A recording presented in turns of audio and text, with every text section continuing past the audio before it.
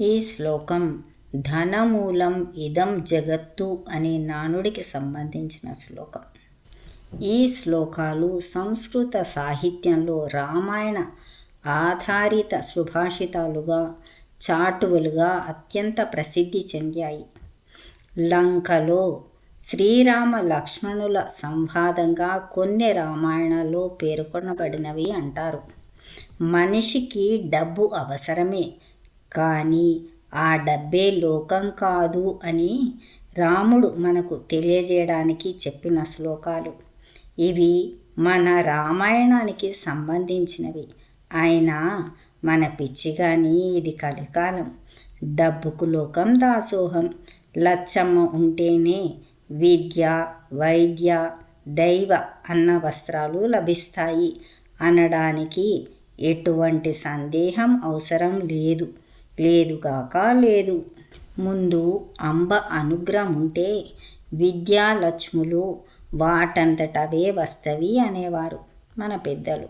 అందుకే అప్పుడు మహాకాళి, మహాలక్ష్మి, మహాసరస్వతి అనేవారు. కానీ ఇప్పుడు మనం మహాలక్ష్మి, మహాసరస్వతి, మనకు సమయం దొరికితే మహాకాళి అంటాం. ఈ కలికాలంలో లచ్చక్క ఒకటి ఉంటే చాలు, అన్నీ ఉన్నట్టే. అంటే డబ్బు ఉంటేనే విద్య, వైద్యం, అన్నం, వస్త్రం, దైవం. రావణ సంహారం తర్వాత, విభీషణ రాజ్య పట్టాభిషేకం తర్వాత విభీషణుడు శ్రీ రామ లక్ష్మణులకు లంకా నగరాన్ని చూపిస్తాడు. స్వర్ణమయంతో శోభిల్లే ఆ లంకానగర వైభవాన్ని చూచి లక్ష్మణుడు ఆశ్చర్యపడి, అన్నా, మనం ఇక్కడే ఉండిపోదాం అనే ఉద్దేశంతో రాముడితో ఈ విధంగా అంటాడు. ధనమార్జయ కాకుశ్చ ధనమూలమిదం జగత్ అంతరం నాభిజానామి నిర్ధనస్య మృతస్య చ.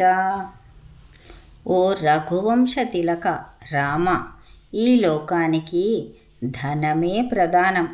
కాబట్టి ధనాన్ని సంపాదించు. డబ్బు లేనివాడు చచ్చిన వానితో సమానం.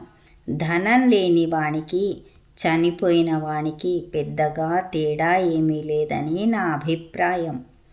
లక్ష్మణుడి మాటలకు శ్రీరాముడు చాలా గంభీరంగా యుగ యుగాలకు సరిపడేలా ఈ విధంగా సమాధానమిచ్చాడు.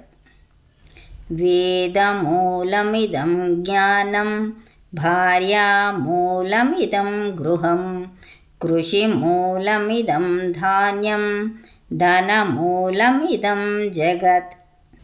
సమస్త జ్ఞానానికి వేదాలే మూలం.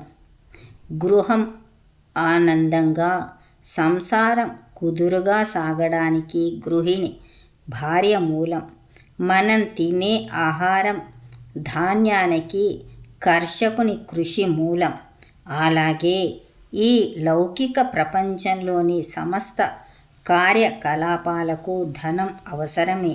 లక్ష్మణ, ధనమూలం ఇదం జగత్ అని అంటారు అందరూ, కానీ రాముని యొక్క వ్యక్తిత్వాన్ని తెలిపే శ్లోకం.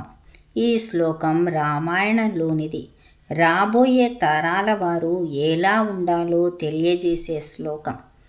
అపి స్వర్ణమయీ లంకా నమే లక్ష్మణ రోచతే జననీ జన్మభూమిశ్చ స్వర్గాదపి గరీయసి. లక్ష్మణ, ఈ లంకా నగరం లక్ష్మీ కళతో, స్వచ్ఛమైన బంగారంతో నిర్మించబడినప్పటికీ నాకు మాత్రం ఆకర్షణీయంగా కానీ ప్రియంగా కానీ లేదు. ఎందుకంటే జననీ జన్మభూమిశ్చ స్వర్గాదపి గరీయసి అన్నారు. కన్న తల్లి మరియు పుట్టిన మాతృభూమి సాక్షాత్తు స్వర్గం కంటే కూడా అత్యంత శ్రేష్టమైనవి, పూజనీయమైనవి. శ్రీ గురుభ్యో నమః. జై గోమాత.